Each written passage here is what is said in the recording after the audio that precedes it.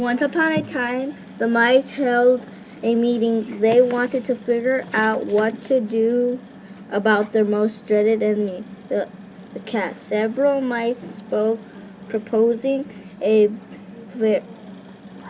variety of solutions. But then a very young mouse stood up and announced he had a plan.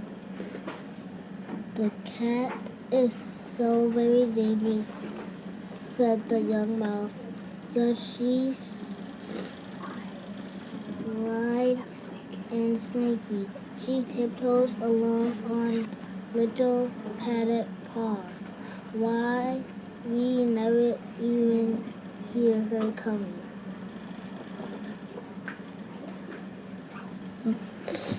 The assembly mice nodded in agreement. My foolish suggestion continued. The young mouse is that we tie a bell around the cat's neck. That's why we could hear her try to sneak up. We always have time to run and hide.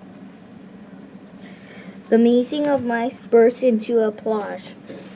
This was a wonderful idea. It was generally agreed. But then the old mouse stood up slowly. He had to stand to be heard above all the mouse chatter.